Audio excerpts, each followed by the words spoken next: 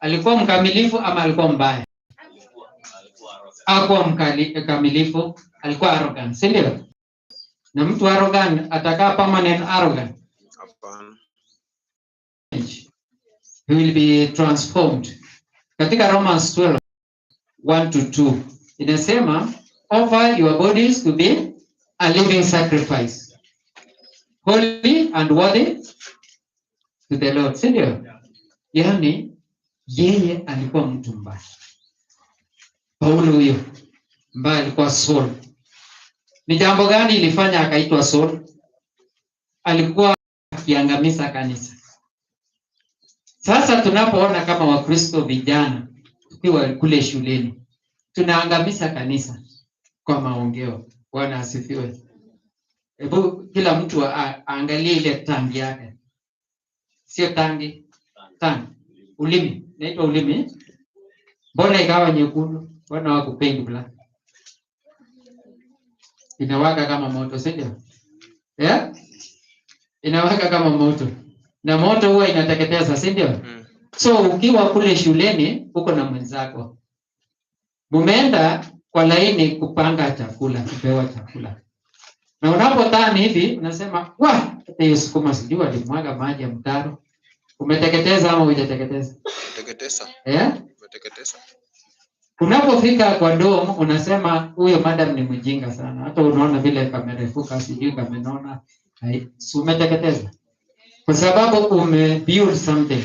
Ninaweka kitu kwako saizi.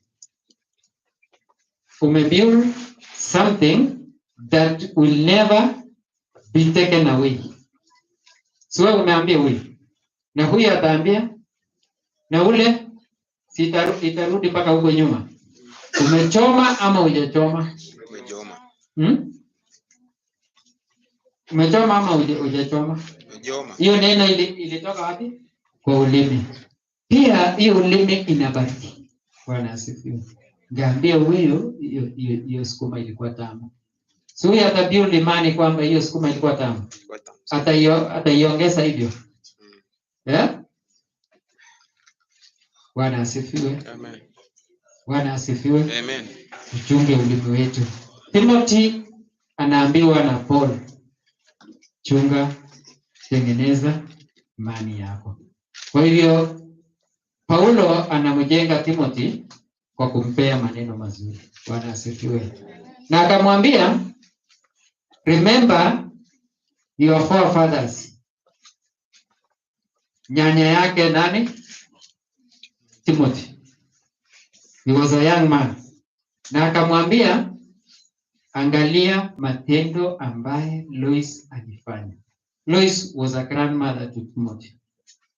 Na alikuwa mama mzuri ambaye alijenga imani nchi ya Asia wakiwa na Paulo.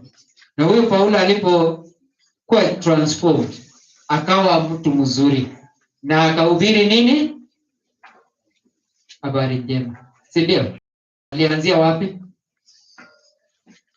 Asia Minor. Si mmesoma kwa geography ama history. Asia Minor na ile part of Asia kuna Laodikia, kuna Thessalonike, kuna Filipi, Galatia, kuja kwa Wakalatia, kuja kwa sehemu ya Wakolosai mpaka maeneo hiyo. Paulo alianza moja kwa moja. Baada ya kuona nini? Kichapo, si ndio? Alipatana naye wapi? Barabarani. Alikuwa anaelekea wapi? Damascus, si ndio?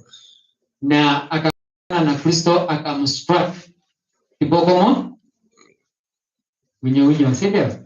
Akasema waje nirudi nifanye nini? Fanye kazi. Akaenda kuanza kuhubiri. So as a youth lazima tuige mifano mizuri. Tumefundishwa mahali hapa. Ama wangapi walikuwa wamelala? Tuamke. Huyu ndugu amefundisha ya kwamba wewe miaka zijazo, nafikiri utaandika hiyo jambo. Mimi. Sasa sio wewe, utakuwa unarifaa mimi. Mimi nitakuwa mfano wa aina gani? Weka kwa Kiingereza. Na kama uelewi Kiingereza, weka